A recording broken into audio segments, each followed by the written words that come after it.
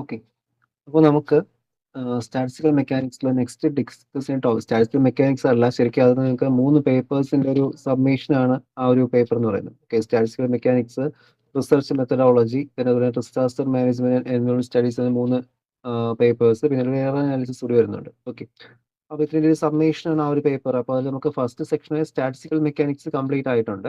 പിന്നെ അതിന്റെ second section എന്ന് പറയുന്നത് നമുക്ക് റിസർച്ച് മെത്തഡോളജി ആണ്. അപ്പോൾ ഇത് നമ്മൾ സാധാരണ ഒരു ജനറൽ പേപ്പർ പോലെയുള്ള, എന്നാൽ അത്യാവശ്യം കാര്യങ്ങൾ ഇൻക്ലൂഡ് ചെയ്തുകൊണ്ട് എന്ത് ചെയ്യേണ്ടത്, എക്സാമിനേഷന് എഴുതേണ്ടത്. ഓക്കെ, കുറച്ച് കാര്യം നമുക്ക് വേണമെങ്കിൽ എന്ത് ചെയ്യാം, അഡീഷണൽ പോയിന്റ്സ് നമുക്ക് ആഡ് ചെയ്യാം, കുഴപ്പമില്ല. എന്നിരുന്നാലും മെയിൻലി ഇതിൽ പറഞ്ഞ കുറച്ച് ഡെഫിനിഷൻസ് കാര്യങ്ങൾ എന്ത് ചെയ്യാം, നമ്മുടെ എക്സാം പേപ്പറിലൂടെ കാണണം, എന്നാലേ അതിന് മാർക്ക് തരുള്ളൂ. കറക്റ്റ് വായിച്ച് പഠിച്ചിട്ട് പോവുക. കൂടുതൽ ഡീപ്പായിട്ടോ അല്ലെങ്കിൽ ഇക്വേഷൻ ബേസിൽ അങ്ങനെ ഒന്നും പഠിക്കാനില്ല. എങ്ങനെയാണ് റിസർച്ച് കണ്ടക്ട് ചെയ്യുന്നത്, എങ്ങനെയാണ് നമ്മൾ എന്ത് ചെയ്യുന്നത്, ഒരു ഫിസിക്സിൽ റിസർച്ച് ചെയ്യുന്നത് എന്ന കാര്യം നോക്കുന്നത്. ഇത് എന്തിനാണ് തന്നിരിക്കുന്നത് ചോദിച്ചു കഴിഞ്ഞാൽ, നിങ്ങളുടെ ഈ പ്രോജക്റ്റ് ബേസ് ആണ് മെയിൻലി തന്നിരിക്കുന്നത്. നിങ്ങൾക്ക് പ്രോജക്റ്റ് ഉണ്ട്, അപ്പോൾ അതിനകത്ത് നമ്മൾ ശരിക്കും സാധാരണ രീതിയിൽ നോക്കിക്കഴിഞ്ഞാൽ നമ്മൾ റിസർച്ച് മെത്തേഡിലാണ് എന്ത് ചെയ്യുന്നത്, അവിടെ പ്രോജക്റ്റുകൾ ചെയ്യുന്നത്. അപ്പോൾ എങ്ങനെ നമുക്കൊരു പ്രോജക്റ്റ് ചെയ്യാൻ പറ്റും, എങ്ങനെയാണ് ഒരു റിസർച്ച് കണ്ടക്ട് ചെയ്യുന്നത് എന്നതിനെ കുറിച്ച് ഐഡിയ എന്ത് ചെയ്യുന്നത്, നമുക്ക് ഈ റിസർച്ച് മെത്തഡോളജി എന്ന സെക്ഷനിൽ വരുന്നത്. ഇത് ഇപ്പോഴത്തെ FIUGP സിലബസുകാർക്കാണെങ്കിൽ അവർക്ക് ലാസ്റ്റത്തെ സെമ്മിൽ, ലാസ്റ്റത്തെ ഇയറിൽ കംപ്ലീറ്റ് ചെയ്യുന്ന ഇതുപോലത്തെ പേപ്പേഴ്സും കാര്യങ്ങളൊക്കെയാണ്. അവർക്ക് ഒരു റിസർച്ച് ഒക്കെ ചെയ്യാറുണ്ട്. നിങ്ങളുടെ പ്രോജക്റ്റ് അത്രയും റിസർച്ച് ലെവലുള്ള പ്രോജക്റ്റ് അല്ല എങ്കിലും, എന്നാൽ അത്യാവശ്യം എന്ത് ചെയ്യണം, ഇവിടെ പറഞ്ഞ കുറച്ച് കാര്യങ്ങൾ നിങ്ങൾ അവിടെ എന്ത് ചെയ്യണം, ഫോളോ ചെയ്യേണ്ടതായിട്ടും വരും. ഓക്കെ, അപ്പോൾ അതാണ് നമ്മുടെ ഈ ഒരു റിസർച്ച് മെത്തഡോളജി ഇൻ ഫിസിക്സ് എന്ന് പറയുന്ന ഈ ഒരു ടോപ്പിക്ക്. അപ്പോൾ അതിന്റെ ഇൻട്രൊഡക്ഷൻ നോക്കാം. നമുക്ക് ആദ്യമേ തന്നെ ഇൻട്രൊഡക്ഷനിൽ ഇതിപ്പോൾ നമുക്ക് ജസ്റ്റ് ഒരു നോട്ട് വെച്ച് പറഞ്ഞു പോകാനേ ഉള്ളൂ. അങ്ങനെ കൂടുതലായിട്ടൊന്നും എക്സ്പ്ലെയിൻ ചെയ്യുന്ന കാര്യങ്ങളൊന്നും ഇല്ല. ഓക്കെ, അപ്പോൾ ഈ നോട്ട് നിങ്ങൾ വായിച്ചിട്ട് പോകുക. പിന്നെ ഇതിന്റെ റെഫറൻസ് ടെക്സ്റ്റ് ഉണ്ട്. റെഫറൻസ് ടെക്സ്റ്റ് വന്നിട്ട് ഞാൻ അതിന്റെ PDF സെൻഡ് ചെയ്ത് തരാം. കുറച്ച് ലെങ്തി ആയിട്ടുള്ള ടെക്സ്റ്റ് ആണ്. ജസ്റ്റ് ഒന്ന് സമയം കിട്ടുന്നതനുസരിച്ച് എന്ത് ചെയ്യുക, ഒന്ന് വായിച്ചു നോക്കുക. ഓക്കെ, അതാണ്. അപ്പൊ ഇവിടെ നമുക്ക് നോക്കാം എന്താണ് റിസർച്ച് എന്ന് പറയുന്ന ഒരു വേർഡ്. ഓക്കെ, റിസർച്ച് എന്ന വേർഡ് ഫസ്റ്റ് ഡിറൈവ് ചെയ്ത് വരുന്ന ഒരു ഫ്രഞ്ച് വേർഡിനാണ് റിസർച്ച്. ഓക്കെ, എന്ന് പറഞ്ഞൊരു വേർഡിനാണ് എന്ത് ചെയ്യുന്നത്, ഈ ഒരു റിസർച്ച് എന്ന് പറഞ്ഞ വേർഡ് ഡിറൈവ് ചെയ്ത് വരുന്നത്. അതിന്റെ മീനിങ് എന്ന് പറയുന്നത് സെർച്ച് ക്ലോസ്ലി എന്ന് പറയുന്നത് എന്ത് ചെയ്യുന്നത്, അതിന്റെ മീനിങ്. ഓക്കെ, അപ്പോൾ ചിലപ്പോൾ അതിന്റെ മീനിങ് ചോദിക്കാം, അല്ലെങ്കിൽ അതിന്റെ എവിടെ നിന്നാണ്, ഏതാണ് വേർഡ് ഓഫ് ഒറിജിൻ, ഏതെന്ന് ഒറിജിൻ ചെയ്തതെന്ന് കാര്യം നോക്കാൻ പറ്റും. അപ്പോൾ ശരിക്കും റിസർച്ച് എന്ന് പറയുമ്പോൾ എന്താണ് ഉദ്ദേശിക്കുന്നത്, it is means searching for the knowledge. Okay, അറിവിലേക്ക്, അല്ലെങ്കിൽ ഒരു അറിവിലേക്ക് എന്താണ്, ഒരു വീണ്ടും വീണ്ടും സെർച്ച് ചെയ്യുക. അപ്പോൾ ഉള്ളൊരു കാര്യം നമുക്ക് എന്ത് ചെയ്യാം, വീണ്ടും നമുക്ക് റിസർച്ച് ചെയ്യാം. അപ്പോൾ നമ്മൾ റിസർച്ച് ചെയ്യുമ്പോൾ എന്ത് കിട്ടും, പുതിയൊരു പ്രൊഡക്റ്റ് നമുക്ക് അവിടെ കിട്ടും, അല്ലെങ്കിൽ അതിന് തന്നെ കുറച്ച് ഡീറ്റെയിൽ നമുക്ക് എന്ത് ചെയ്യാൻ പറ്റും, അവിടെ അറിയാൻ പറ്റും.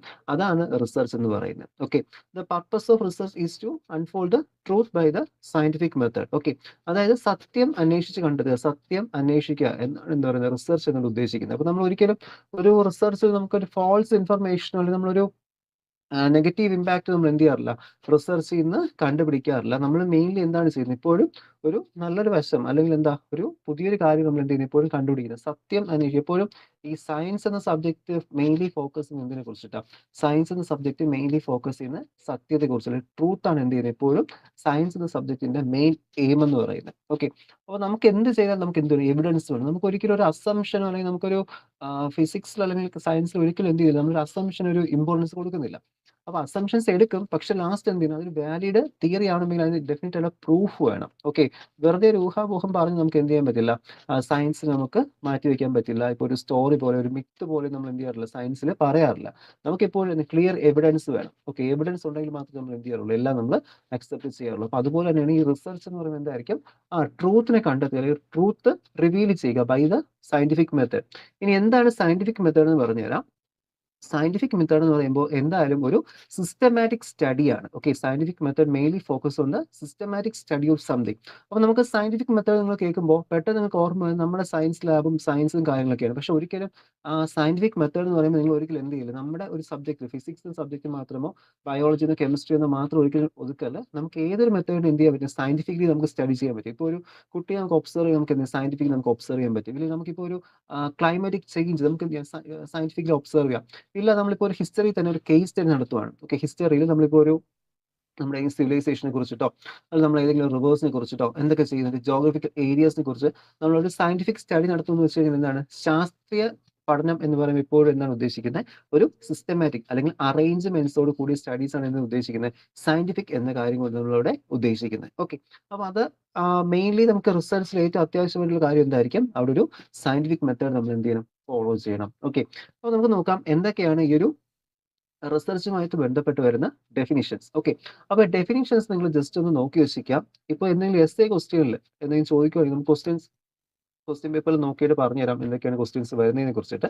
അപ്പൊ എന്നാലും എന്തെങ്കിലും ഒരു എസ്സേ ക്വസ്റ്റ്യൻ ഇതിൽ നിന്ന് ഉണ്ടാവും. ഓക്കെ. ഈ ചാപ്റ്ററിൽ നിന്ന് ഒരു എസ്സേ ക്വസ്റ്റ്യൻ അവർ ചോദിക്കും. അപ്പോൾ ആ ഒരു എസ്സേ ക്വസ്റ്റ്യൻ സ്റ്റാർട്ട് ചെയ്യുന്ന സമയത്ത് നമുക്ക് എന്ത് ചെയ്യാം, ഈ ഡെഫിനിഷൻസ് അവിടെ കൊടുക്കാം. ഓക്കെ. നമ്മളെപ്പോഴും ഇങ്ങനത്തെ ഒരു ജനറൽ പേപ്പറൊക്കെ എഴുതുന്ന സമയത്ത് നമ്മൾ അറിഞ്ഞിരിക്കേണ്ടതാണ് എന്ത് ചെയ്യണം, നമ്മളെപ്പോഴും ഒരു ഡെഫിനിഷൻ വെച്ചിട്ട് തുടങ്ങിക്കഴിഞ്ഞാൽ അത്രയും നല്ലതാണ്. ഓക്കെ. അപ്പോൾ ഇതിൽ റെഡ്മാൻ ആൻഡ് മെയ് എന്ന രണ്ടുപേരുടെ ഒരു ഡെഫിനിഷനാണ്. Research is a systematic effort to gain new knowledge. Okay. പുതിയ അറിവിലേക്കുള്ള ഒരു സിസ്റ്റമാറ്റിക് സ്റ്റഡി അല്ലെങ്കിൽ ഒരു എഫേർട്ടാണ്, ഒരു പ്രവൃത്തിയാണ് എന്ന് പറയുന്നത് റിസർച്ച് എന്ന് പറയുന്നത്. ഓക്കെ. റെഡ്മാൻ ആൻഡ് മെയ് എന്ന് പറയുന്നവർ പറഞ്ഞതാണ് എന്താണ്, research is a systematic effort to gain new knowledge. പുതിയൊരു അറിവിലേക്കുള്ള ഒരു സിസ്റ്റമാറ്റിക്. ആ സിസ്റ്റമാറ്റിക് എന്ന സ്റ്റഡി ഒരു വേർഡിനോട് ഇമ്പോർട്ടൻ്റ് ഉണ്ട്. ഈ സിസ്റ്റമാറ്റിക് തന്നെയാണ് എന്താണ് നമ്മൾ സയന്റിഫിക് എന്ന് ഉദ്ദേശിക്കുന്നത്. ഓക്കെ. കാരണം ഒരു പ്രൊസീജിയർ വെച്ചിട്ട് ഇപ്പം നിങ്ങൾ തന്നെ ഒരു പ്രാക്ടിക്കൽ ചെയ്യുവാണ്. അപ്പോൾ നിങ്ങളിപ്പോൾ ചെയ്തൊരു പ്രാക്ടിക്കൽ പറഞ്ഞു കഴിഞ്ഞാൽ അപ്പോൾ പൊട്ടൻഷ്യോമീറ്റർ യൂസ് ചെയ്തിട്ട് നിങ്ങൾ ഒരു അൺനോൺ റെസിസ്റ്റൻസ് കണ്ടുപിടിക്കുന്നു. ഓക്കെ. നിങ്ങൾ ഇപ്പോൾ കണ്ടുപിടിക്കുന്നത് എന്താണ്, ഒരു നിക്രോം വയർ ആയിരിക്കും. നിങ്ങൾക്ക് എന്ത് ചെയ്യാം, ഇനി അത് മാറ്റി ഒരു കോപ്പർ വയർ വരെ നിങ്ങൾക്ക് ഡിറ്റർമിൻ ചെയ്ത് നോക്കാം. ഓക്കെ. അപ്പോൾ കോപ്പർ വയർ നോക്കുന്ന സമയത്ത് നിങ്ങൾ എന്ത് ചെയ്യണം, അവിടെ സിസ്റ്റമാറ്റിക് സ്റ്റഡിയാണ് പ്രൊസീജിയർ ചെയ്യുന്നത്. ആദ്യം നമ്മൾ എന്ത് ചെയ്യുന്നു, പൊട്ടൻഷ്യോമീറ്റർ കണക്ട് ചെയ്യുന്നു, അടുത്തതിന്റെ ബാലൻസിംഗ് ലെങ്ത് ഡിറ്റർമിൻ ചെയ്യുന്നു, അടുത്ത് എന്ത് ചെയ്യുകയാണ് നമ്മൾ അതിന്റെ ഓരോന്ന് മാറ്റി മാറ്റി റെസിസ്റ്റൻസ് മാറ്റി മാറ്റി ഓരോ വാല്യൂസ് നോക്കുന്നു, ബാലൻസിംഗ് ലെങ്ത് മാറ്റി വെക്കുന്നു. അതെല്ലാം എന്താണ് സിസ്റ്റമാറ്റിക്. അല്ല വെറുതെ പോയി നിന്നിട്ട് നിങ്ങൾ എന്തല്ല ചെയ്യുന്നത്, എവിടെയെങ്കിലും കണക്ട് ചെയ്യുക അല്ലെങ്കിൽ എന്തെങ്കിലുമൊക്കെ അല്ല ചെയ്യുന്നത്. അതെല്ലാം എന്താണ്, ഒരു പ്രൊസീജിയറൽ സ്റ്റഡിയാണ് എന്ത് ചെയ്യുന്നത്, ഇപ്പോൾ നമ്മൾ ചെയ്യുന്നത്. അപ്പോൾ അതാണ് എന്ത് ഉദ്ദേശിക്കുന്നത്, റിസർച്ച് എന്നുള്ള ഉദ്ദേശിക്കുന്നത്. അപ്പോൾ റിസർച്ചിന് അതിൻ്റെതായ ലക്ഷ്യം വേണം, അതിൻ്റെതായ മെത്തേഡ്സ് വേണം, അനലൈസിങ് ടെക്നിക്സ് ഉണ്ടായിരിക്കണം, അനലൈസ് ചെയ്യുന്ന ഡേറ്റ കറക്റ്റ് ആയിരിക്കണം. ഇങ്ങനെ ഒരുപാട് ഫാക്ടേഴ്സ് എന്ത് ചെയ്യുന്നുണ്ട്, റിസർച്ചിനെ എഫക്ട് ചെയ്യുന്നുണ്ട്. അപ്പോൾ അതാണ് ഒന്നാമത്തെ പോയിന്റിൽ പറഞ്ഞത്, it is a systematic effort to gain a new knowledge. എപ്പോഴും റിസർച്ച് ഇരുന്നൊരു കാര്യത്തെ അല്ല എന്ത് ചെയ്യുന്നത് കണ്ടുപിടിക്കുന്നത്, പുതിയൊരു കാര്യമായിരിക്കും നമ്മൾ എന്ത് ചെയ്യുന്നത് എപ്പോഴും റിസർച്ചിൽ നമ്മൾ ഡിറ്റർമിൻസ് എടുക്കുന്നത്. ഓക്കെ. ഇതിന്റെയൊക്കെ ഇതെല്ലാം ഒരു ബേസിക് വെർഷനാണ്. നമ്മളിപ്പോൾ PhD-ക്കൊക്കെ പോയി കഴിഞ്ഞാൽ PhD-യിൽ അവർക്ക് റിസർച്ച് മെത്തഡോളജി എന്ന് പറയുന്ന ഒരു എക്സ്ട്രാ പേപ്പർ ഉണ്ട്. അതിന്റെ ഒരു സാമ്പിൾ പേപ്പറാണ് ശരിക്കും ഇപ്പോൾ നമ്മുടെ FI UGP സിലബസിൽ അവർ ലാസ്റ്റ് സെമ്മിലൊക്കെ ഇൻക്ലൂഡ് ചെയ്തിട്ടുള്ളത്. കാരണം അവർക്ക് അവിടെ ഒരു മിനി റിസർച്ച്, കാരണം അവർ BSc ഓണേഴ്സ് ഡിഗ്രിയാണ്. അപ്പോൾ അത് വരുന്ന സമയത്ത് അവർക്ക് എന്തുണ്ട്, മൈനർ റിസർച്ചുകൾ അവിടെ ചെയ്യാനുണ്ട്. നമുക്ക് PG-യിലും റിസർച്ച് ചെയ്യാനുണ്ട്. റിസർച്ച് അത്രയും റിസർച്ച് ലെവലിൽ നമ്മളൊരു പ്രോജക്റ്റ് ആണ് ചെയ്യുന്നത്. പക്ഷേ എന്നാൽ നമ്മൾ അതിന്റെ സിസ്റ്റമാറ്റിക് സ്റ്റഡി എല്ലാം ചെയ്യുന്നത് എങ്ങനെയാണ്, റിസർച്ച് ലെവലിൽ നമ്മൾ അത് ചെയ്യാറുള്ളത്. ഓക്കെ. ആ ഒരു പ്രൊസീജിയർ ബേസ് ചെയ്തിട്ട്. അപ്പോൾ റിസർച്ച് എന്തായിരുന്നു, research is a systematic effort to gain new knowledge. ഇനി അക്കോർഡിംഗ് ടു റോബർട്ട് റോസ് എന്ന് പറയുന്നവർ പറഞ്ഞത്, that is research is a essentially an investigation, a recording and analysing of evidence of the purpose of gaining knowledge. അറിവ് നേടുന്നതിലൊക്കെ ആയിട്ട് എന്ത് ചെയ്യുവാണ്, നമ്മളവിടെ ഇൻവെസ്റ്റിഗേഷൻ ചെയ്യുന്നുണ്ട്, ഡാറ്റാസ് റെക്കോർഡ് ചെയ്യുന്നുണ്ട്, പിന്നെ എന്ത് ചെയ്യുന്നുണ്ട്, നമ്മൾ അതിനെ അനലൈസ് ചെയ്യുന്നുണ്ട്. നിങ്ങൾ പ്രാക്ടിക്കലിലും ചെയ്യുന്നതല്ലേ. അപ്പോൾ നിങ്ങൾ ഓരോ പ്രാക്ടിക്കലും എന്ത് തന്നെയാണ്, mainly it is A part of a research. Okay. ഓരോന്ന് റിസർച്ച് ഉണ്ട്. പിന്നെ അത് പ്രീവിയസ്ലി ഡിറ്റർമിൻസ് വെച്ചിട്ടുള്ള നമുക്ക് എന്ത് ചെയ്യാം, മാറ്റി മാറ്റി ചെയ്ത് നോക്കാം. ഓക്കെ. ഇപ്പോൾ നിങ്ങൾ ഇനി അടുത്ത് പോകുന്ന സമയത്ത് എസിക്സിലെ പ്രാക്ടിക്കലിനകത്ത് ഒരു പ്രിസം തന്നിട്ട് ഹോളോ പ്രിസം എന്നൊരു പ്രിസം അവിടെ ഉണ്ടാവും. എല്ലാവരും പോകുമ്പോൾ ശ്രദ്ധിച്ചാൽ മതി, ഹോളോ പ്രിസം. ഈ ഹോളോ പ്രിസത്തിൽ നമ്മൾ വാട്ടർ ഫില്ല് ചെയ്തിട്ട് വാട്ടറിന്റെ റിഫ്രാക്റ്റീവ് ഇൻഡെക്സ് കണ്ടുപിടിക്കും. അതൊരു മെത്തേഡ്. അടുത്ത് എന്ത് ചെയ്യാം, നിങ്ങൾക്ക് വേണമെങ്കിൽ വാട്ടർ മാറ്റിയിട്ട് അതിനകത്ത് തന്നെ എന്ത് ചെയ്യാം, ലിക്വിഡ്സ് ആഡ് ചെയ്യാം. ഗ്ലിസറിൻ ആഡ് ചെയ്ത് നോക്കാം. നമ്മൾ ഗ്ലിസറിൻ UG ലെവൽ ആഡ് ചെയ്യുന്നുണ്ട് എൻ്റെ ഓർമ്മ, ഉറപ്പില്ല. PG ലെവൽ റിസർച്ച് ഇതിൽ നമുക്ക് ശരിക്കും ഗ്ലിസറിൻ ആഡ് ചെയ്യാം. ഗ്ലിസറിൻ മാറ്റി നിങ്ങൾക്ക് വേണമെങ്കിൽ ഓയിൽ ആഡ് ചെയ്ത് നോക്കാം. ഓക്കെ. പെട്രോൾ, കെറോസിൻ, ഇങ്ങനെ പല മെറ്റീരിയൽ മാറ്റി മാറ്റി എന്ത് ചെയ്യാം, നമുക്ക് ആഡ് ചെയ്ത് നോക്കാം. അപ്പോൾ അത് എന്തായിട്ട് മാറുന്നു, ഒരു റിസർച്ച് ആയിട്ട് മാറുന്നു. അതായത് നമ്മൾ പഠിച്ച വെച്ച് എന്തിൻ്റെ വാട്ടറിന്റെ ആയിരുന്നു, നമ്മൾ എന്ത് ചെയ്തു, അടുത്ത പുതിയ പുതിയ കാര്യങ്ങളോട് എന്ത് ചെയ്യുകയാണ്, നമ്മൾ കണ്ടുപിടിക്കുകയാണ്. അപ്പോൾ അവിടെ എന്താണ് ഒരു റിസർച്ച്, നിങ്ങൾ പ്രോജക്റ്റ് ടോപ്പിക് എന്ത് ചെയ്യാൻ പറ്റും, അത് അവിടെ എടുക്കാനായിട്ട് സാധിക്കും. ഓക്കെ. ഞാനൊരു സാമ്പിളൊക്കെ ഗ്രൂപ്പിൽ ഒന്ന് സെൻഡ് ചെയ്തിരുന്നു. അതായത് ആ ഒരു റിസർച്ച് പേപ്പർ നമ്മുടെ പ്രോജക്റ്റ് ഇങ്ങനെ ചെയ്യുന്നതിനെ കുറിച്ചിട്ടും പ്രോജക്റ്റിനെ കുറിച്ച് സാമ്പിൾസും ഒക്കെ നിങ്ങൾ ജസ്റ്റ് കയറി നോക്കുക അതിൽ.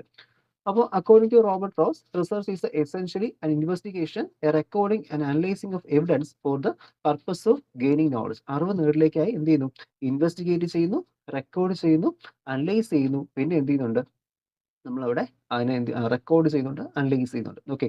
എവിഡൻസസ് എല്ലാം for purpose of gaining knowledge. Okay. ഇനി അടുത്ത് എന്തൊക്കെയാണ് റിസർച്ചിന്റെ objective, what are the objective of the research. Okay. ഇങ്ങനത്തെ ക്വസ്റ്റ്യൻസ് ചോദിക്കാറുണ്ട് കേട്ടോ, what are the objective of the research. അപ്പോൾ ഒന്നാമത്തെ എന്താണ്, it is used to understand various phenomena occurring the natural occur ചെയ്യുന്ന പുതിയ പുതിയ ഫിനോമിനാസിനെ കുറിച്ചുള്ള അറിവ് നമുക്ക് കിട്ടുന്ന എന്ത് യൂസ് ചെയ്യാം, നമുക്ക് റിസർച്ചസ് യൂസ് ചെയ്യാൻ പറ്റും. ഓക്കെ. പുതിയ പുതിയ അറിവ് നേടുന്നതിലേക്ക്, അതായത് പുതിയ പുതിയ ഫിനോമിനാസ്, പ്രതിഭാസങ്ങൾ. ഓക്കെ. ഇപ്പൊ തന്നെ അറിയാലോ നമ്മുടെ ഈ കാലാവസ്ഥയിൽ ഉണ്ടാകുന്ന മാറ്റങ്ങൾ. കാലാവസ്ഥ എന്താ ചെയ്യുന്നത്, നമുക്കിപ്പോ സാധാരണയായിരുന്നെങ്കിൽ നമുക്ക് ജൂൺ, ജൂലൈ ആ ഒരു മന്തിലാണ് മെയിൻലി എന്ത് ചെയ്യുന്നത് നമുക്ക് മഴ കിട്ടിക്കൊണ്ടിരുന്നത്. പക്ഷെ ഇപ്പോൾ എന്താണ് 12 മാസവും നമുക്ക് മഴയാണ്. ഓക്കെ, അതറിയുന്ന ഗൈസായിരിക്കും.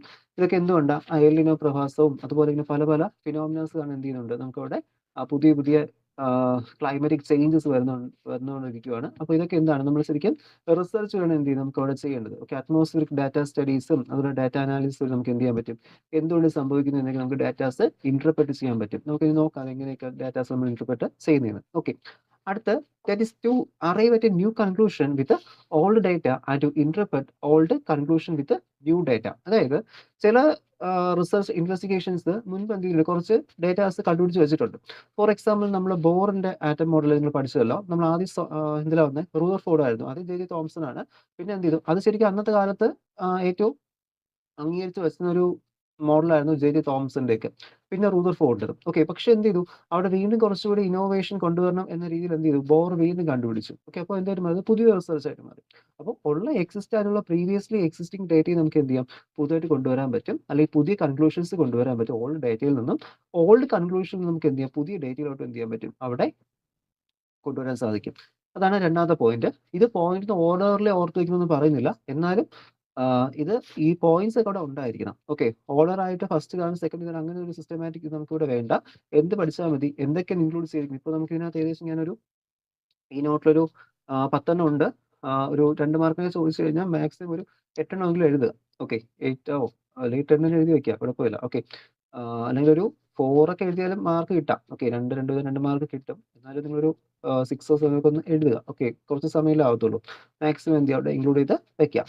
അടുത്ത മൂന്നാമത്തെ ഒരു പോയിന്റ് ആണ് to formulate the basic theories form ചെയ്ത് നമുക്ക് എന്ത് ചെയ്യാം, റിസർച്ചസ് യൂസ് ചെയ്യാൻ പറ്റും. നമ്മൾ ഫിസിക്സിനെ കുറിച്ച് നോക്കിയാൽ മതി.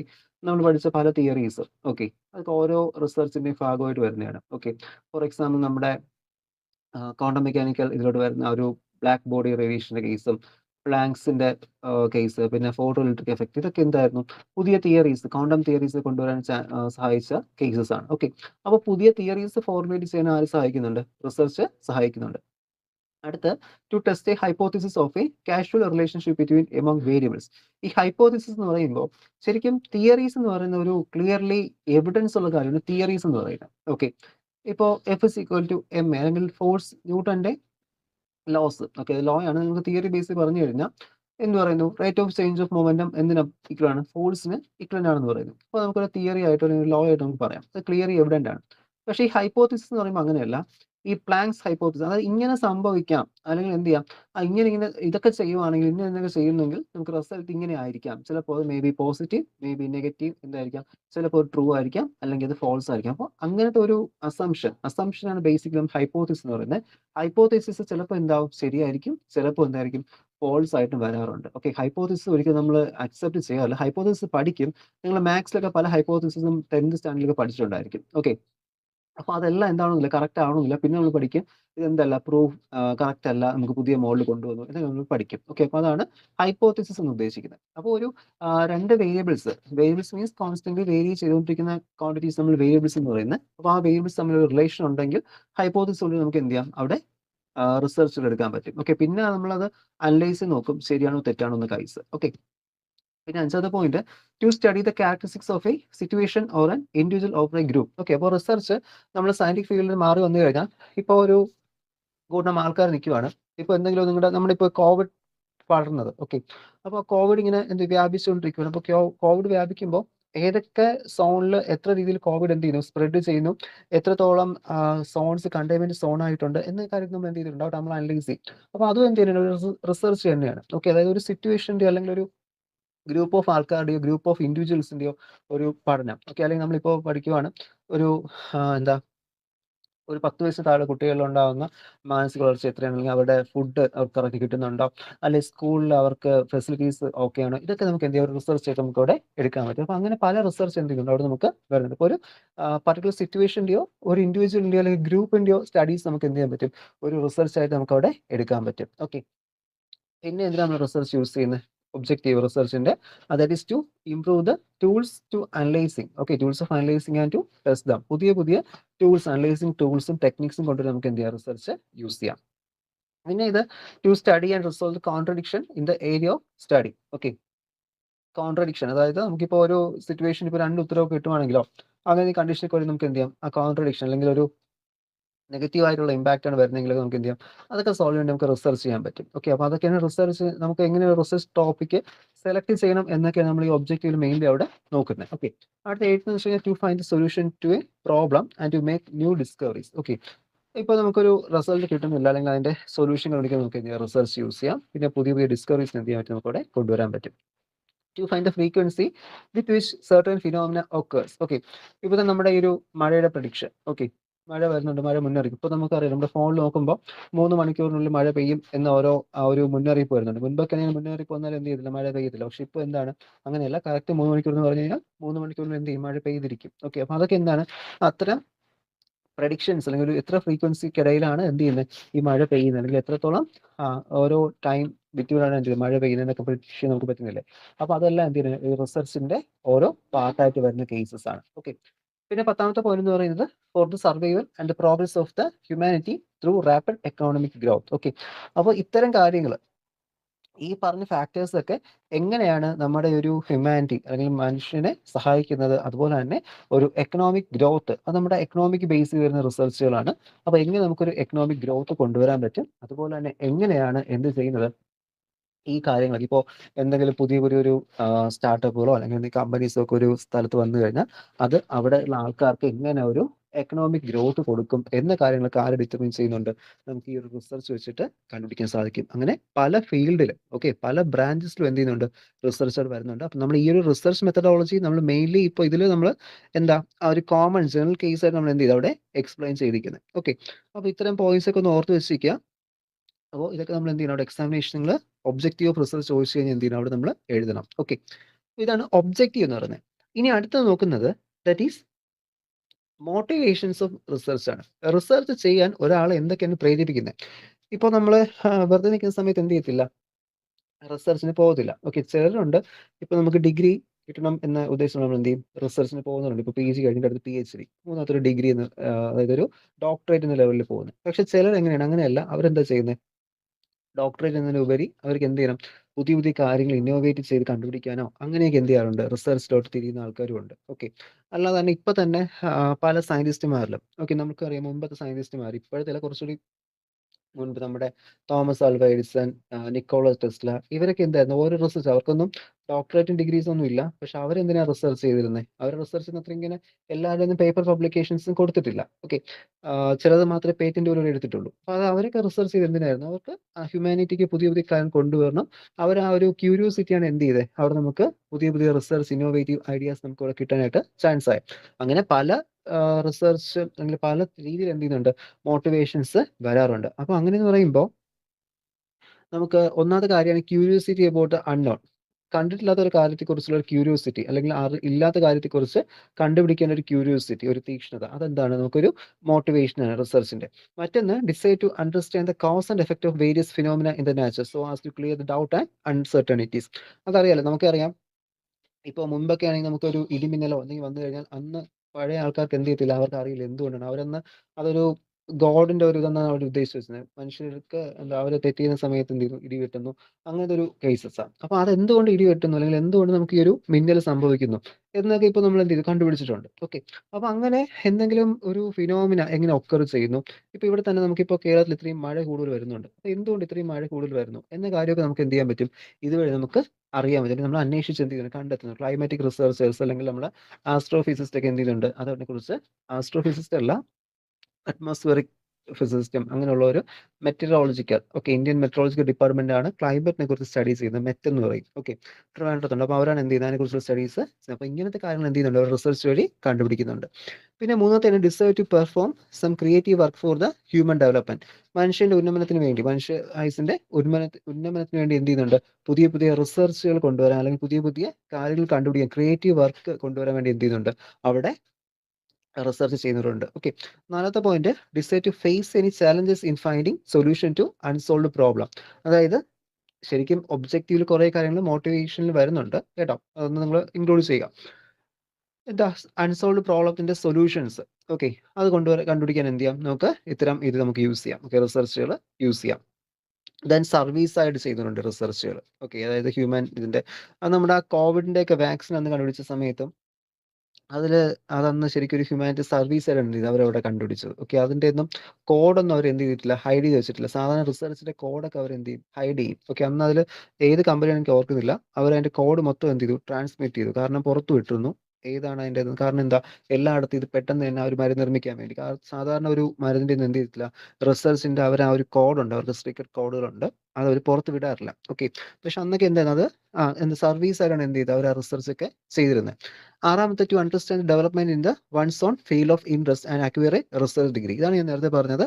എന്താ നമുക്കിപ്പോൾ എനിക്ക് തന്നെ ഇപ്പോൾ ഫിസിക്സ് താല്പര്യം ഉണ്ടെങ്കിൽ എനിക്ക് എന്ത് ചെയ്യാം, ഞാനിപ്പോൾ MSc കഴിഞ്ഞിട്ട് എനിക്ക് എന്ത് ചെയ്താൽ മതി, നമുക്ക് നെറ്റ് അടുത്ത് എന്ത് ചെയ്യാം, നമുക്ക് PhD രജിസ്റ്റർ ചെയ്ത് PhD നേടാം. അതെന്താണ്, ജസ്റ്റ് ഇപ്പോൾ നമുക്കൊരു PhD നേടുക എന്ന ഉദ്ദേശം മാത്രം ഉണ്ടെങ്കിൽ ഓക്കെ, അത് നമുക്ക് എവിടെ വേണം ഏത് യൂണിവേഴ്സിറ്റി ജോയിൻ ചെയ്ത് നമുക്ക് എന്ത് ചെയ്യാൻ പറ്റും, PhD ചെയ്യാൻ പറ്റും. അപ്പോൾ നിങ്ങൾക്കും പറ്റും. ഓക്കെ, ഡിഗ്രി എന്ത് ചെയ്യാം, PGക്ക് പോവുക, PG കഴിഞ്ഞ് നെറ്റും JRF കിട്ടി കഴിഞ്ഞാൽ എന്ത് ചെയ്യാം, റിസർച്ചിലോട്ട് തിരിയാം. ഓക്കെ, അപ്പോൾ നമുക്ക് ജസ്റ്റ് എന്താണ് റിസർച്ച് ഡിഗ്രി കിട്ടുക എന്നൊരു ഉദ്ദേശത്തോടെ, ഒരു ക്വാളിഫിക്കേഷൻ എന്ന രീതിയിൽ, ഓക്കെ, ഡോക്ടറേറ്റ് കിട്ടുക ആ ഒരു ഉദ്ദേശത്തോടെ.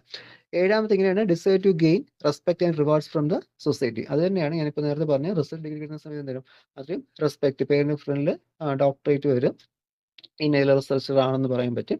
അപ്പോൾ അങ്ങനെ എന്ത് ചെയ്യുന്നത്, സൊസൈറ്റിയിൽ നിന്ന് ഒരു റെസ്പെക്റ്റും റിവാർഡ്സും ഗെയിൻ ചെയ്യാൻ വേണ്ടി ചെയ്യുന്നുണ്ട്, റിസർച്ചിലോട്ട് തിരിയുന്ന ആൾക്കാരും ഉണ്ട്. Okay, decide to find lasting solution to unusual and unpredictable situation. Okay, unpredictable സിറ്റുവേഷനിലും അൺയൂഷ്വൽ ഒക്കെ എന്തെങ്കിലും ഫിനോമിനാസ് ഒക്കെ ചെയ്താലോ, അപ്പോൾ ഇപ്പോൾ തന്നെ പെട്ടെന്നൊരു മണ്ണിടിച്ചിൽ ഉണ്ടാകുന്നു, അവിടെ എന്തുകൊണ്ട് മണ്ണിടിച്ചിൽ ഉണ്ടായി, എന്ത് ചെയ്യാം, അവിടുത്തെ ലാൻഡ് സയൻസിന് എന്ത് ചെയ്യാൻ പറ്റും, അതിനെക്കുറിച്ചുള്ള ഐഡിയാസ് എടുക്കാനായിട്ട് പോകാൻ പറ്റും. ഓക്കെ, അപ്പോൾ അങ്ങനെ പല രീതിയിൽ എന്ത് ചെയ്യുന്നുണ്ട്, റിസർച്ചുകൾ വരുന്നുണ്ട്. ഓക്കെ, അപ്പോൾ ഇതൊക്കെയാണ് ഒരു മോട്ടിവേഷൻ, റിസർച്ചിലേക്ക് ആൾക്കാരെ നയിക്കുന്ന മോട്ടിവേഷൻ എന്ന് പറയുന്നത്. ഇനി റിസർച്ച് അപ്രോച്ചസ് ആണ് അടുത്ത് നമ്മൾ നോക്കുന്നത്. ഓക്കെ, ഇതിൽ ഡൗട്ട് ഇല്ലാന്ന് വിചാരിക്കുന്നു. എന്തെങ്കിലും സംശയം അല്ലെങ്കിൽ എന്തെങ്കിലും മനസ്സിലാവുന്നില്ലെങ്കിലോ പറയുക കേട്ടോ. കുറച്ച് സിമ്പിൾ കാര്യങ്ങളല്ലേ പറയുന്നുള്ളൂ, സാധാരണ ഒരു ക്ലാസ് പോലെയല്ലേ ഉള്ളൂ, ഫിസിക്സ് ക്ലാസ്സിൽ തോന്നുന്നില്ലല്ലോ. അതുകൊണ്ട് എന്തെങ്കിലും ഡൗട്ട്സ് ഉണ്ടെങ്കിൽ ചോദിക്കാം. ഓക്കെ, അടുത്ത പോയിന്റ് ഇതാണ്, റിസർച്ച് അപ്രോച്ചസ്. ഓക്കെ, എന്തൊക്കെ അപ്രോച്ചസ് ആണ് നമുക്ക് റിസർച്ചിൽ വരുന്നത്. Mainly research approaches are of two type. Okay, basically നമുക്ക് രണ്ട് അപ്രോച്ചസ് ആണ് എന്ത് ചെയ്യുന്നത് അവിടെ വരുന്നത്. ഒന്ന് ക്വാണ്ടിറ്റേറ്റീവ് റിസർച്ച്, മറ്റൊന്ന് qualitative research. Okay, quantitative research and qualitative research. ഈ quantitative analysis and qualitative analysis നിങ്ങൾ ടൈട്രേഷനിൽ കേട്ടുള്ള വാക്കായിരിക്കും ക്വാണ്ടിറ്റേറ്റീവ് അനാലിസിസും ക്വാളിറ്റേറ്റീവ് അനാലിസിസും. ക്വാണ്ടിറ്റേറ്റീവ് അനാലിസിസ് നമ്മൾ എന്താ മെഷർ ചെയ്യുന്നത്, എപ്പോഴും നമ്മൾ അതിന്റെ amount of substance present, amount of substance acquired, ഇതൊക്കെയാണ് നമ്മൾ നമ്മുടെ കണക്ക് കൂട്ടുന്നത്. ഓക്കെ, അതായത് എത്രത്തോളം quantity. Okay, quantity means mass അല്ലെങ്കിൽ അളവ്, തൂക്കം, ഇതാണ് കാണിക്കുന്നത്. ക്വാളിറ്റി മീൻസ് അത് എത്രത്തോളം എഫിഷ്യന്റ് ആണ്, എത്രത്തോളം പ്രസൻസ് ഉണ്ട്, ഇതാണ് ക്വാളിറ്റി എന്ന ടേംസ് നമ്മൾ യൂസ് ചെയ്യുന്നത്. ഓക്കെ, അപ്പോൾ റിസർച്ച് നമ്മൾ രണ്ടര ക്ലാസിഫൈ ചെയ്തിട്ടുണ്ട്. ഒന്നാമത്തത് ക്വാണ്ടിറ്റേറ്റീവ് റിസർച്ച്, മറ്റൊന്ന് ക്വാളിറ്റേറ്റീവ് റിസർച്ചും ആണ്. ഓക്കെ, ഒന്നാമത് നോക്കാം, ക്വാണ്ടിറ്റേറ്റീവ് റിസർച്ച് ആണ് ഫസ്റ്റ് നമ്മൾ നോക്കുന്നത്. It is based on the measurable quantities and the data available are in the quantitative form. Okay, quantitative approach gain the it is again classified in to 3. Okay, അപ്പോൾ നമ്മളൊരു quantitative research ആണെങ്കിൽ, okay, അതായത് നമുക്ക് അളവും തൂക്കവും ഒക്കെ ഉള്ള ഒരു research, measurable quantities include ചെയ്തിട്ടുള്ള റിസർച്ച് ആണെങ്കിൽ അതിനെ വീണ്ടും നമ്മൾ എന്ത് ചെയ്യുന്നുണ്ട്, 3ആയിട്ട് സബ് ഡിവിഷൻ കൊടുത്തിട്ടുണ്ട്. ഓക്കെ, ഒന്ന് ഇന്റർഫറൻഷ്യൽ അപ്രോച്ച്, രണ്ടാമത്തത് എക്സ്പെരിമെന്റൽ അപ്രോച്ച്, മൂന്നാമത്തെ സിമുലേഷൻ അപ്രോച്ച്. ഓക്കെ, അപ്പോൾ 3 തരത്തിൽ എന്ത് ചെയ്യുന്നുണ്ട്, ക്വാണ്ടിറ്റേറ്റീവ് റിസർച്ചിനെ ക്വാണ്ടിറ്റേറ്റീവ് ഓക്കെ, അതിന് എന്ത് ചെയ്യുന്നുണ്ട്, 3ആയിട്ട് ക്ലാസിഫൈ ചെയ്യുന്നുണ്ട്. ഒന്നാമത്തെ എന്തായിരുന്നു, ഇൻഫറൻഷ്യൽ അപ്രോച്ച്, ദെൻ രണ്ടാമത്തെ എക്സ്പെരിമെന്റൽ അപ്രോച്ച്, മൂന്നാമത്തത് സിമുലേഷൻ അപ്രോച്ച്. ഓക്കെ, 3 അപ്രോച്ചസ് ആണ് എന്ത് ചെയ്യുന്നത് അവിടെ നമുക്ക് വരുന്നത്. ഇതിൽ നമുക്ക് നോക്കാം എന്താണ് നമുക്ക് ഈ ഒരു ഇൻഫറൻഷ്യൽ അപ്രോച്ച് എന്ന് പറയുന്നത്. ഇപ്പോൾ ഇതിൽ ഇൻഫറൻഷ്യൽ അപ്രോച്ച് എന്ന് പറയുമ്പോൾ it is a survey research where a sample of population is studied, questioned or observed to determine characteristics. Okay, അതായത് നമ്മളിപ്പോൾ ഒരു സർവേ മെത്തേഡ് യൂസ് ചെയ്തിട്ടാണെങ്കിൽ, നിങ്ങൾ കേട്ടിട്ടുണ്ടായിരിക്കും ഇങ്ങനെ സർവേ ഒക്കെ എടുക്കുന്നത്, ആൾക്കാരുടെ സർവേ എടുത്തു എന്നൊക്കെ നിങ്ങൾ കേട്ടിട്ടില്ലേ. നിങ്ങൾക്ക് തന്നെ എനിക്ക് ചില കോളേജസിലൊക്കെ ചില ലിങ്കുകളൊക്കെ അയച്ചു തരാറുണ്ട് സർവേ എടുക്കാൻ വേണ്ടി. അത് ശരിക്കും PG കുട്ടികളുടെ റിസർച്ചാണ്. ഈ സോഷ്യോളജി, ഇങ്ങനെ ഹിസ്റ്ററി, ഇതൊക്കെ പഠിക്കുന്ന പിള്ളേർക്ക് അവർ PGയുടെ UGയുടെ ഒക്കെ റിസർച്ച് ചെയ്യുന്ന സർവേ സ്റ്റഡീസ് ആണ്. നമ്മൾ BSc ഫിസിക്സ്കാരും ചെയ്യാറുണ്ട് സർവേസ്. അല്ല, പല സാമ്പിൾസ് അനലൈസ് ചെയ്യുകയും സർവേസ് നമ്മൾ എടുക്കാറുണ്ട്. അപ്പോൾ ഈ ഒരു ഇൻഫറൻഷ്യൽ അപ്രോച്ച് മീൻസ് എന്താണ്, it is a survey research ആണ്. ഓക്കെ, അവിടെ ഒരു ഗ്രൂപ്പ് ഓഫ് പീപ്പിൾ, ഈ സാമ്പിൾ എന്ന് പറയുമ്പോൾ ഇപ്പോൾ നിങ്ങളുടെ ക്ലാസ്സിൽ തന്നെ ഒരു സാമ്പിൾ എന്ന് വെച്ച് കഴിഞ്ഞാൽ നിങ്ങൾ കോളേജ് എടുക്കുകയാണ്.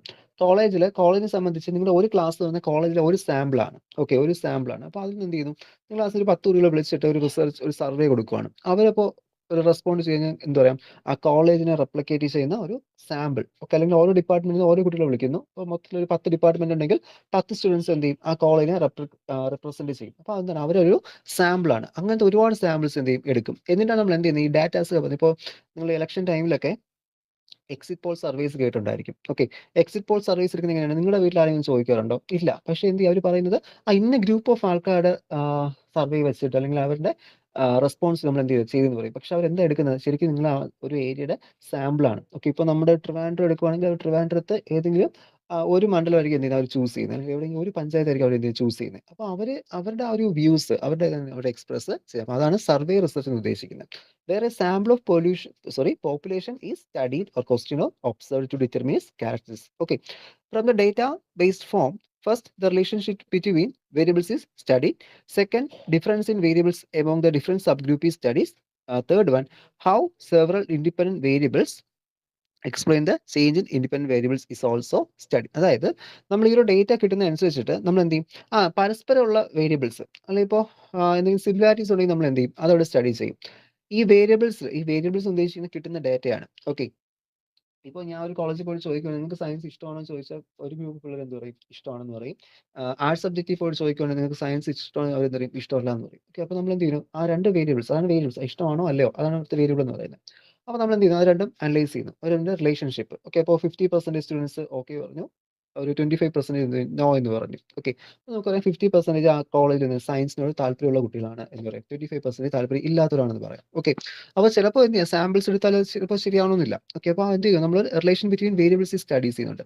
ഇനി difference in variables. Okay, variables എന്തെങ്കിലും ഡിസിബിലാരിറ്റീസ് വരുന്നുണ്ടോ, അങ്ങനത്തെ നമ്മൾ എന്തെങ്കിലും സ്റ്റഡി ചെയ്യുന്നുണ്ട്.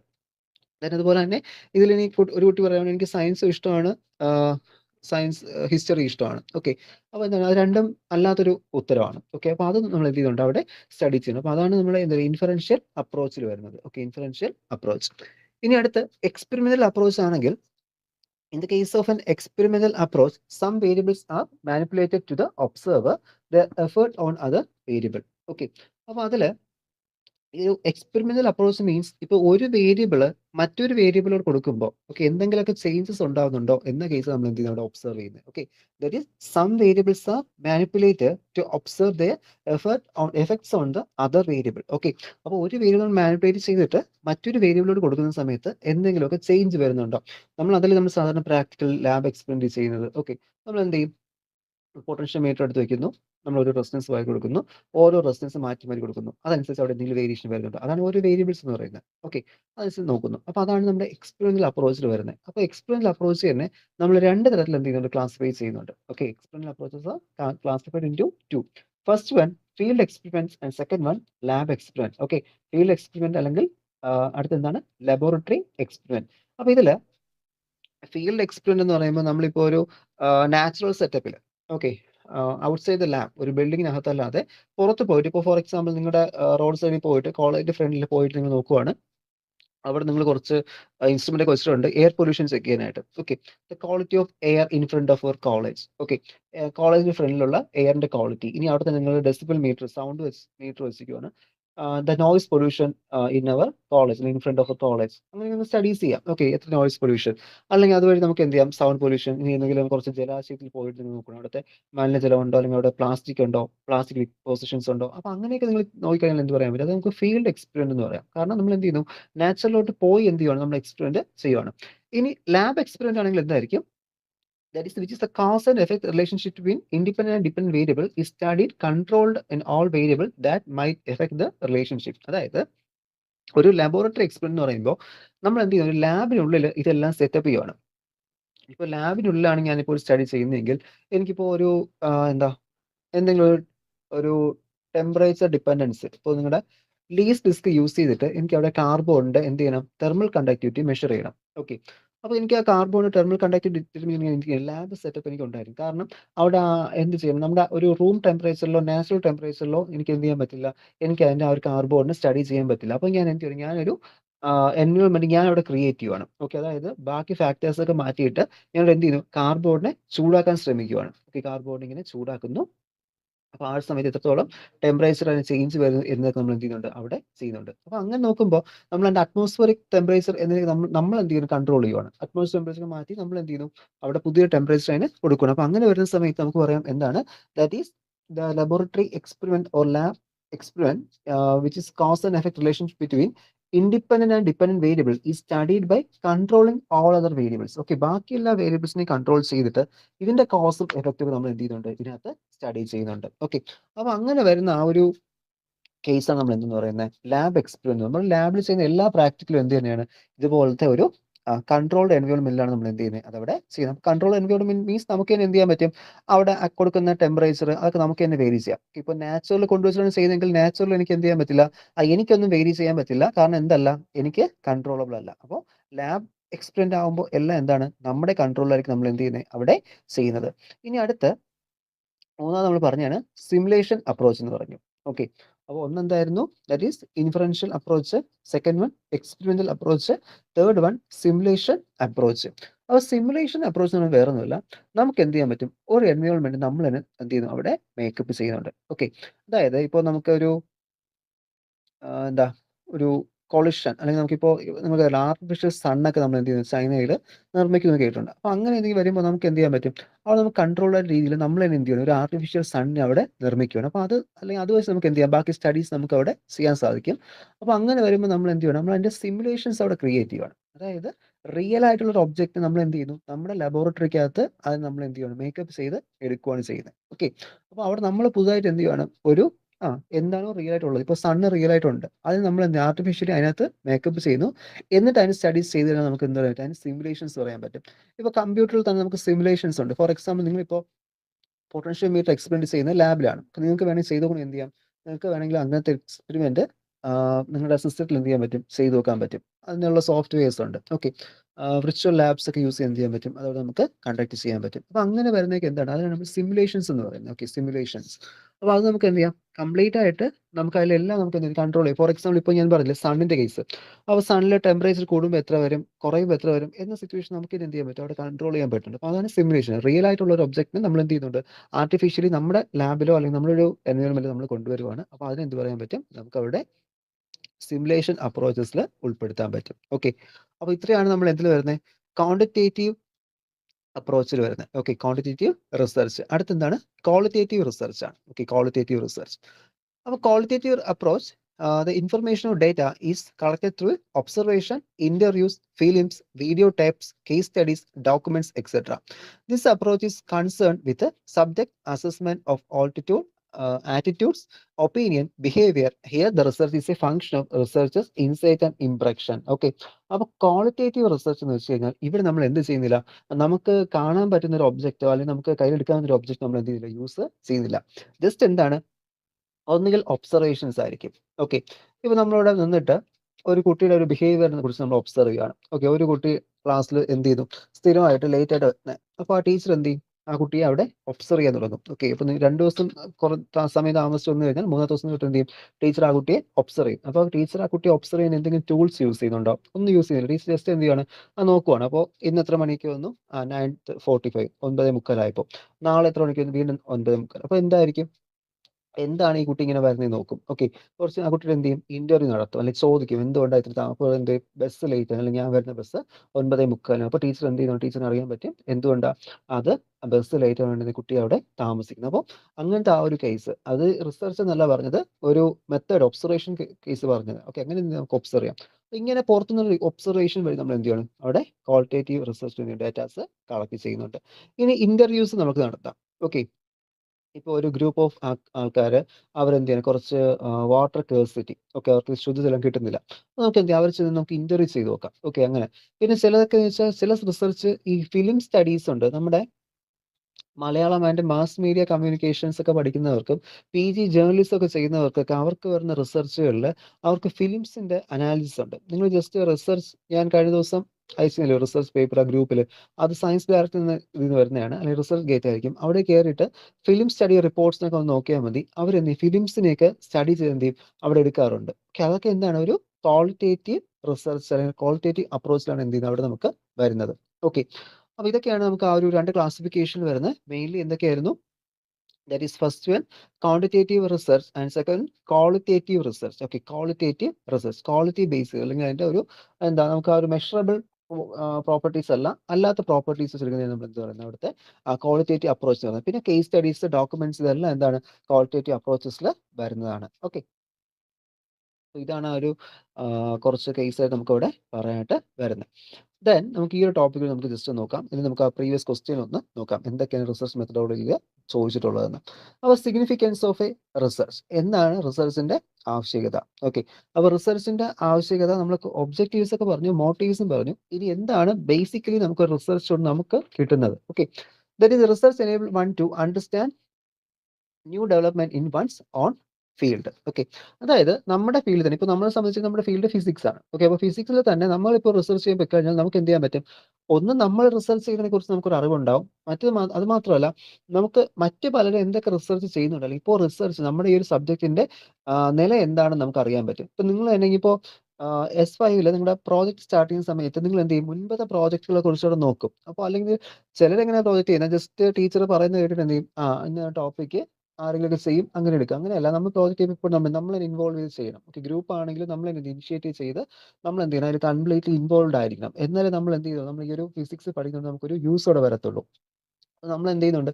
റിസർച്ച് ആ ഒരു രീതിയിൽ നമ്മൾ എന്ത് ചെയ്യണം? കണ്ട് ചെറിയൊരു പ്രോജക്റ്റ് ആണെങ്കിലും അത്രയും എഫേർട്ട് എടുത്തതിന് എന്ത് ചെയ്യണം? അവിടെ ചെയ്യുക.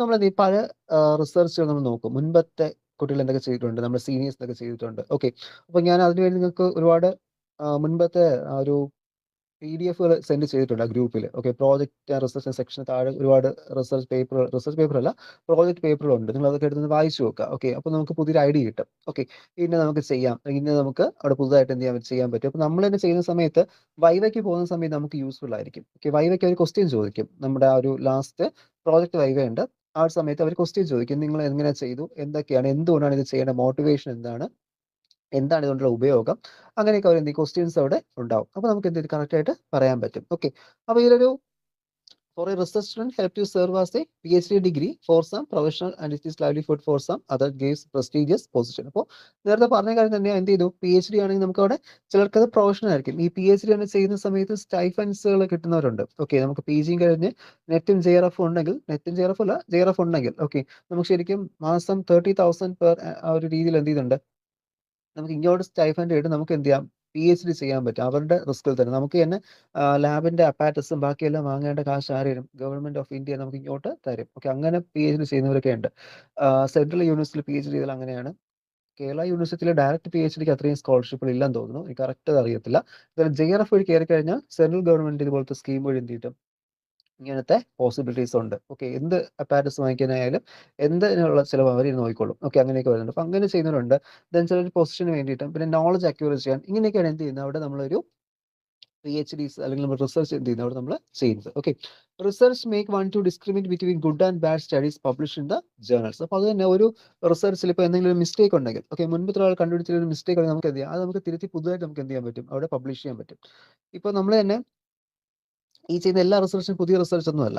ഓക്കെ, അവരെന്ത് ചെയ്യും? ഇപ്പോൾ ഫോർ എക്സാമ്പിൾ പറയുകയാണെങ്കിൽ എന്തെങ്കിലും ഒരു കെമിക്കൽ കോമ്പൗണ്ട് യൂസ് ചെയ്ത് നമ്മൾ ക്രിസ്റ്റൽ ഗ്രോത്ത് ചെയ്തെന്ന് വെച്ചോളൂ.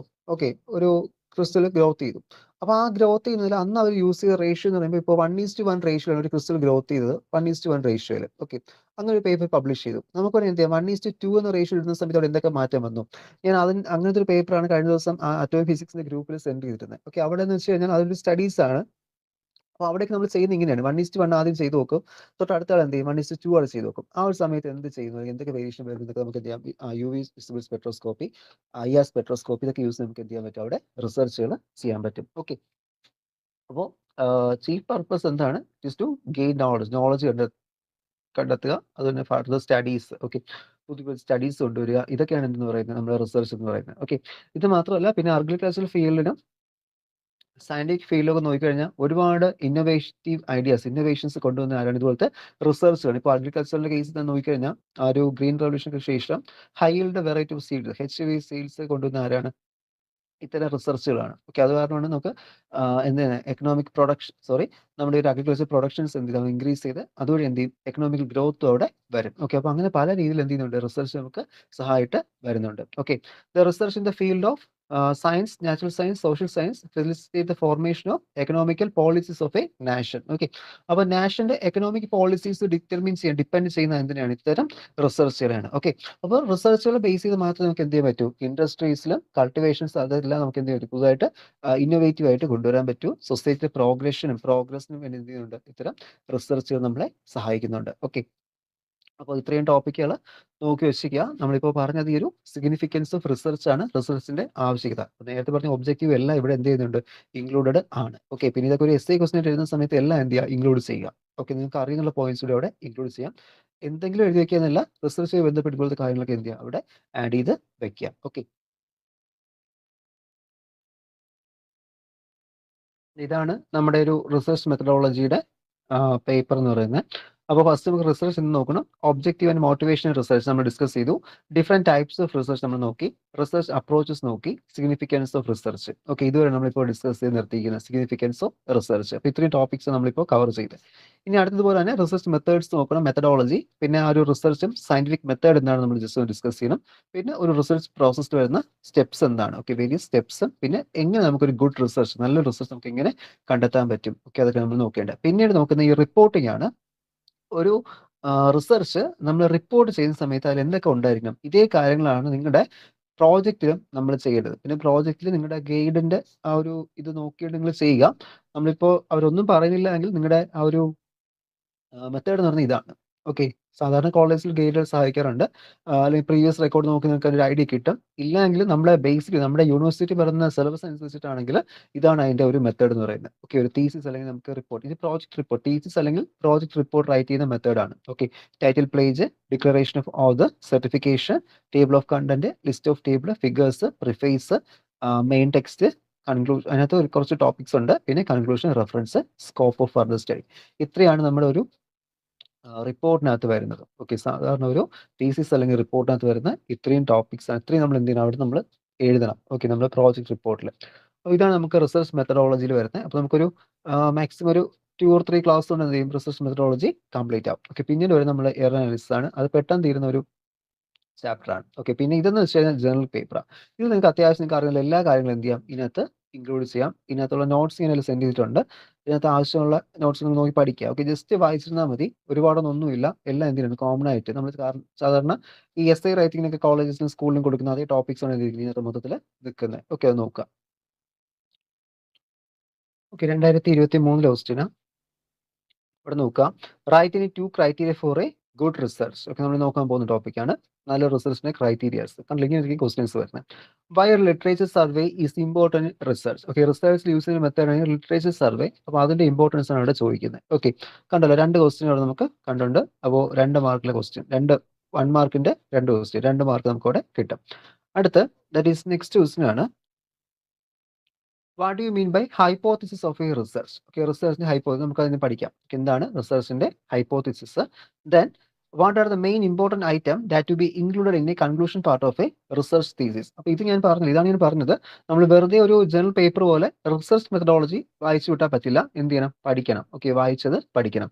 ഡിസാസ്റ്റർ മാനേജ്മെന്റ് പിന്നെയും കുഴപ്പമില്ല. എന്ത് ചെയ്യാം? നമുക്കത് കുറച്ചുകൂടി നമുക്ക് കഴിഞ്ഞിട്ടൊക്കെ എന്ത് ചെയ്യാൻ പറ്റും? എഴുതാനായിട്ട് പറ്റും. പക്ഷേ ഇത് നിങ്ങൾ കറക്റ്റായിട്ട് പഠിച്ചാൽ എന്ത് ചെയ്യാൻ പറ്റൂ?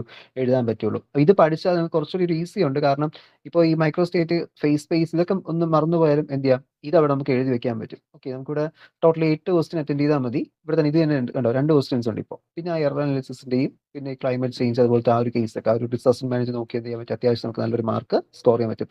സ്റ്റാറ്റിസ്റ്റിക്കൽ മെക്കാനിക്സിനൊക്കെ നല്ലൊരു മാർക്ക് സ്കോർ ചെയ്യണം. ഓക്കെ, ഒരിക്കലും അതിന് മാർക്ക് കുറഞ്ഞ് വാങ്ങല്ലേ. ഓക്കെ, നല്ലൊരു മാർക്ക് സ്കോർ ചെയ്യണം. ഒരു 80-85 എബോവൊക്കെ നമുക്ക് സ്കോർ ചെയ്യാൻ പറ്റും. ഓക്കെ, 90 അടുപ്പിച്ചൊക്കെ നമുക്ക് സ്കോർ ചെയ്യാൻ പറ്റുന്ന ഒരു പേപ്പറാണ് ഈ ഒരു റിസർച്ച് മെത്തഡോളജി, സ്റ്റാറ്റിസ്റ്റിക്കൽ മെക്കാനിക്സ് എന്ന് പറയുന്നത്. Explain the various steps in research process. Explain different types of research approaches. Okay, ഇപ്പോൾ നമ്മൾ ഡിസ്കസ് ചെയ്തത്. ദെൻ വാട്ട് ഈസ് ദ ഇത് വേറെ. ദെൻ എസ് എ ക്വസ്റ്റ്യൻ നോക്കാം. Write a detailed note on thesis preparation. Okay, ഇപ്പൊ ഞാൻ last പറഞ്ഞില്ല ആ ഒരു പാർട്ട്, അതെല്ലാം അവിടെ എഴുതണം. തീസിസ് പ്രിപ്പറേഷൻ മീൻസ് അവിടെ അതിന്റെ എല്ലാത്തിന്റെയും സ്റ്റെപ്സ്, അതായത് എന്തൊക്കെ ഇൻക്ലൂഡ് ചെയ്യുന്ന ഒരു തീസിസിലെ റിപ്പോർട്ടിൽ, അതെല്ലാം എന്ത് ചെയ്യും അവിടെ ചോദിച്ചിരിക്കുന്നത്. Explain the different parts of A thesis. ഓരോ തീസിസിന്റെ ഡിഫറെന്റ് പാർട്സ് എന്താണ് എന്നാണ് അവിടെ ചോദിച്ചിരിക്കുന്നത്. ഓക്കെ, കണ്ടല്ലോ ഇത്തരം ക്വസ്റ്റ്യൻസ് ആണ് ഇവിടെ നമുക്ക് ചോദിക്കുന്നത്, നമ്മുടെ ഈ ഒരു റിസർച്ച് മെത്തഡോളജി ബന്ധപ്പെട്ട് വരുന്ന പേപ്പറിൽ ചോദിക്കുന്നത്. Question what is research methodology, what do you mean by objective of the researchers കണ്ടുള്ള ക്വസ്റ്റ്യൻ. അടുത്ത ക്വസ്റ്റ്യൻ നോക്കുക. Give importance of literature survey. നേരത്തെ നമ്മൾ ഇപ്പോഴത്തെ ക്വസ്റ്റ്യനും കണ്ടു. Okay, describe the different types of researchers, ഇത് നമ്മൾ കണ്ടു. Write down the significance of research, റിസർച്ചിന്റെ significance. Okay, next question, explain scientific method in research, explain the importance, write a note on thesis writing preliminary section. Okay, give the criteria for a good research. അതല്ല ആ ചാപ്റ്ററിലുള്ള questions ആണ് ഇതെല്ലാം. അടുത്തൊരു essay question, give the Leh out of a research report writing. അതാണ് ആ thesis writing അല്ലെങ്കിൽ report writing എന്ന് പറയുന്നത്. ജസ്റ്റ് എന്ത് ചെയ്യുക, ലേ ഔട്ട് കൊടുത്താൽ മതി. ഓരോ ടേംസ് നമ്മൾ ചെറുതായിട്ട് എന്ത് ചെയ്യണം, അവിടെ ഇൻക്ലൂഡ് എന്ത് ചെയ്യുക, ജസ്റ്റ് ഒന്ന് എക്സ്പ്ലെയിൻ ചെയ്യുക. ഓക്കെ, അപ്പോൾ ഇവിടെ എല്ലായിടത്തും എന്തുണ്ട്, എസ്സേ ക്വസ്റ്റ്യനിൽ ഇതുണ്ട്. അടുത്ത ഈ ക്വസ്റ്റ്യൻ കണ്ടോ, explain the disaster reduction activity along with achievements and challenges. നമ്മുടെ ഡിസാസ്റ്റർ മാനേജ്മെന്റ് ബന്ധപ്പെടുന്ന ക്വസ്റ്റ്യൻ ആണ്. Okay, what are the health consequence and measurement to prevent health emergencies due to radiation. Radiation വരുന്ന സമയത്തുള്ള ഹെൽത്ത് എമർജൻസീസ് എങ്ങനെ cover ചെയ്യാൻ പറ്റും. Okay, അപ്പോൾ ഇതൊക്കെ ഈ മീൻസ് ജനറൽ പേപ്പർ ആണെങ്കിലും കുറച്ചൊക്കെ നമ്മൾ എന്ത് ചെയ്യുക, നമ്മുടെ ആ സിലബസിൽ പറഞ്ഞിട്ടുള്ള ടെക്സ്റ്റിൽ പറയുന്ന കുറച്ച് ടേംസ് ഒക്കെ ഇൻക്ലൂഡ് ചെയ്യുക. ബാക്കി നിങ്ങൾക്ക് അറിയുന്നുള്ളൂ എന്ത് ചെയ്യാം, നമുക്ക് അവിടെ എഴുതാം ആ ഡിസാസ്റ്ററിലൊക്കെ. ഓക്കെ, റിസർച്ച് മെത്തഡോളജിയിൽ ഒരുവിധം എന്ത് ചെയ്യുക, വായിച്ച് പഠിച്ചിട്ട് പോവുക. നോർമലി എഴുതിയാൽ മതി. എന്ത് ചെയ്യണം, അതിലുള്ള ടേംസും കാര്യങ്ങളൊക്കെ എന്ത് ചെയ്യണം, നമ്മളിവിടെ ഒന്ന് ഇൻക്ലൂഡ് ചെയ്യണം. ഓക്കെ, അപ്പോൾ ഇങ്ങനെയാണ് നമ്മുടെ ഈ ഒരു പേപ്പറിന്റെ ഒരു സ്ഥിതി എന്ന് പറയുന്നത്.